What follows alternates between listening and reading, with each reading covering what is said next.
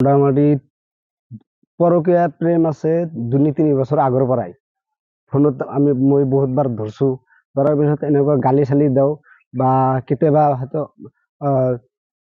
খং চং উঠিলে সিহঁতৰ ঘৰৰ পৰা মানুহ চানুহ মাতিলে আহি কিনে ডাইৰেক্ট ছোৱালীটো লৈ যায়।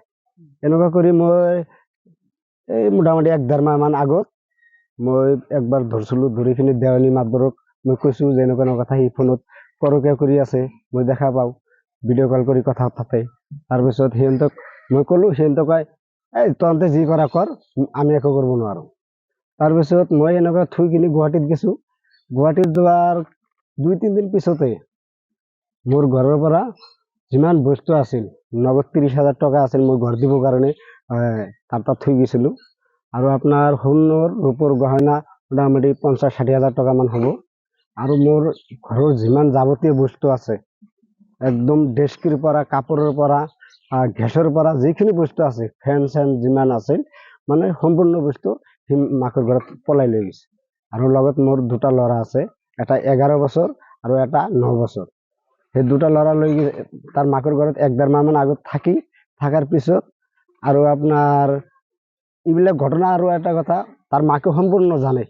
তাৰ মাকে যোৱা 11 তাৰিখত ৰাতিপুৱা মোৰ সৰু ল'ৰাটো দি আৰু সেই যোনটো ল'ৰাৰ লগত পৰকীয়া আছিল, সেই ল'ৰাটোৰ লগত মোৰ তিৰিক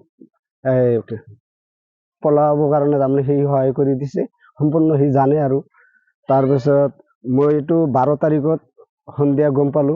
গম পোৱাৰ পিছত সেই মোৰ তিৰি মোবাইলত ফোন মাৰিলে, সেই ল'ৰাটো কথা পাতে। ল'ৰাটো মই বেলেগ মোৰ মোবাইলত দি ফাৰ্ষ্টত ফোন মাৰিলে ৰিচিভ কৰা নাই, বেলেগৰ মোবাইল দি ফোন মাৰিছো, সৰু মোবাইল দি।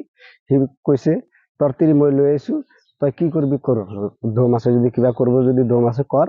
মই জানা মতে ল'ৰাটো বৰপেটাৰ হয়। ল'ৰাটো আৰু এই জোৰশিমলী গধূলি বজাৰ আছে, মইনাল হক, তাৰ ভাগিন বুলি মই জানো ল'ৰাটো। আৰু মোৰ তিৰিটো হ'ল তাৰ ভাগিন, এই দুটাই মানে ভাগিন। সিহঁতৰ ঘৰ হ'ল বৰপেটা ল'ৰাটোৰ, আৰু মোৰ তিৰিৰ ঘৰ হ'ল জোৰশিমলী।